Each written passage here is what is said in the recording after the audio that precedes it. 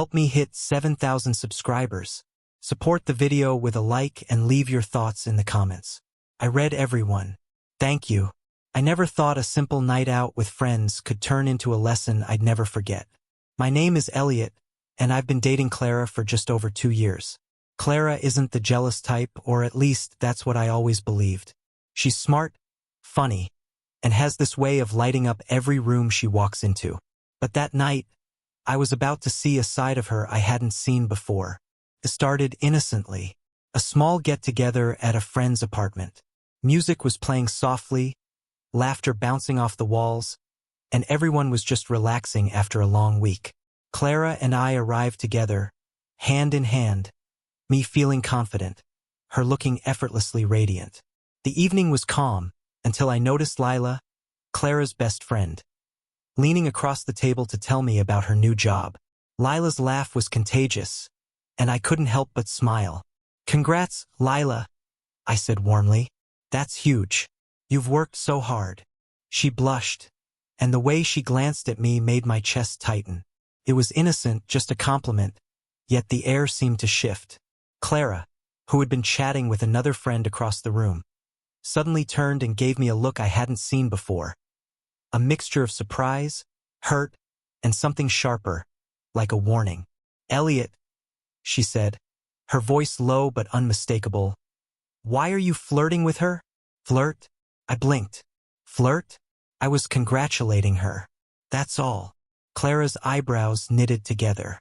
It didn't feel like just congratulating. You were leaning in, smiling too much, whispering, "Come on, Elliot, don't play dumb." I took a step back, trying to gauge her reaction. Clara had always been direct with her feelings, and I respected that. But this felt different, not just possessive. There was anger simmering underneath her words. Part of me understood, of course. We all want to feel special to the person we love. And yet, I felt something stir inside me. A memory from a month ago, when Clara had playfully flirted with one of my friends during a party I had hosted. Back then, I'd brushed it off, telling myself it was harmless. But seeing her now, accusing me of the same thing, a thought struck me. A thought I couldn't ignore. "Clara," I said calmly, trying not to raise my voice. "Remember last month at my friend's birthday, when you were teasing Jake, laughing, and leaning close to him? You told me it was innocent, that it was just fun." Clara froze, and for a moment her gaze faltered. "That's different," she said quickly, almost defensively. "I wasn't, he's not." "Not what?" I pressed gently, letting my tone stay even. "Not harmless? Not flirtatious?" She didn't answer, which said more than words ever could. The contrast was clear. What I had just been accused of mirrored what she had done. And yet here I was, suddenly on the receiving end of frustration I knew she had dished out before. I could feel the tension thickening in the room. Our friends sensed it too, glancing between us, unsure whether to intervene or stay silent. I decided to let it sink in for a moment, to let her feel the weight of this simple, yet powerful realization. "You know," I said slowly, locking eyes with Clara, "it's interesting how it feels when the roles are reversed. You got upset when I showed attention to your friend. I didn't do anything wrong, yet it bothered you." Clara opened her mouth, perhaps to argue, but I raised a hand gently. "Let me finish. I want you to understand this from my side, not as an accusation, not as anger, just perspective. The same way you felt uncomfortable, maybe even a little hurt when I leaned close to Lila, that's exactly how I felt last month when you did the same with Jake. It's not about trust. It's about feeling respected, about feeling seen, about boundaries that matter to both of us." Her shoulders slumped slightly. I could see the defensiveness beginning to fade, replaced by reflection. The energy in the room shifted from confrontation to quiet understanding. She wasn't smiling yet, but the sharp edge in her gaze had softened, replaced by contemplation. "I didn't think about it that way," she whispered, almost to herself. I guess I didn't realize it hurt you."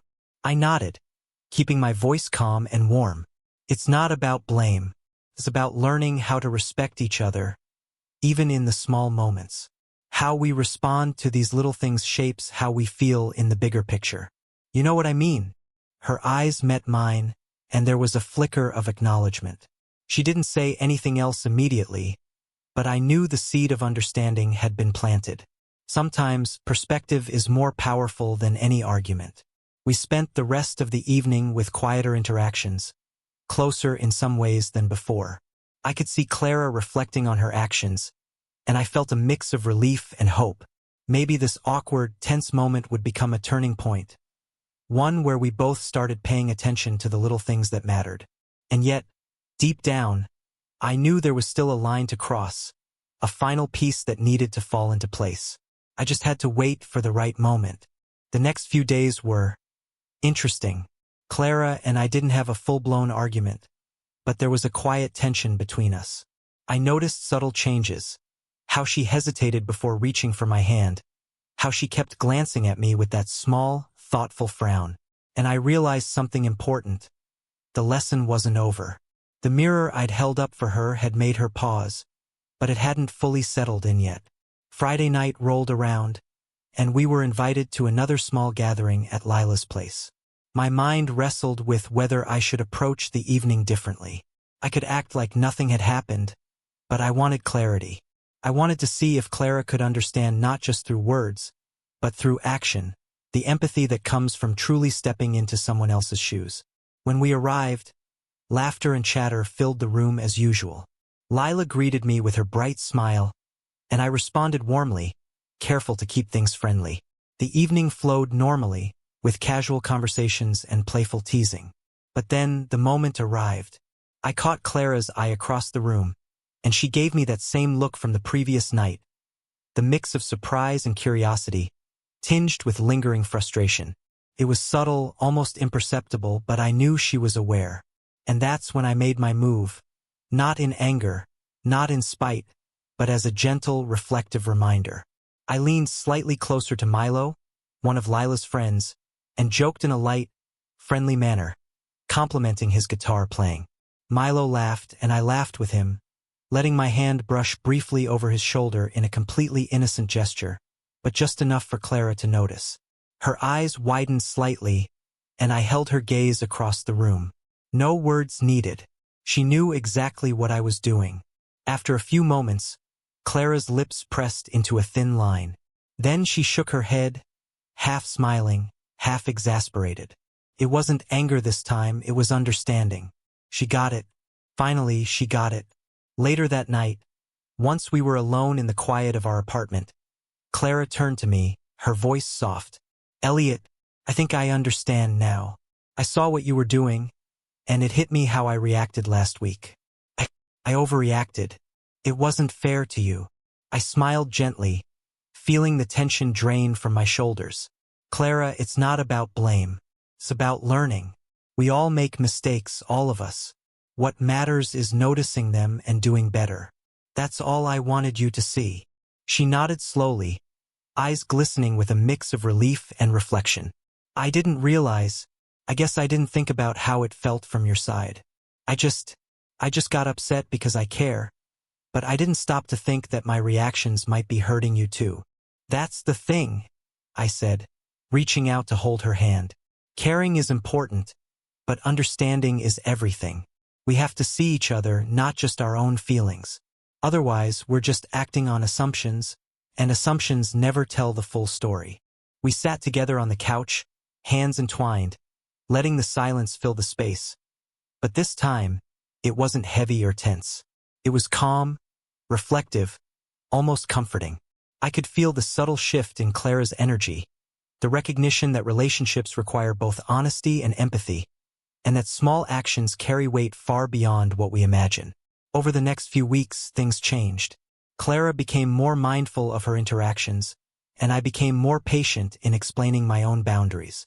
There were still minor sparks of tension, small misunderstandings, fleeting moments of jealousy, but they were always addressed calmly, without accusations or blame. We started laughing more again, teasing gently, reconnecting in ways that felt authentic. One evening, as we were preparing dinner together, Clara nudged me playfully and said, "You know, I never liked it when you teased me back then. I grinned, recalling the incident. And I never liked how you teased me with Jake. Remember? She laughed.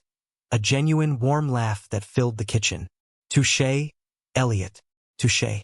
I guess now we both know how it feels.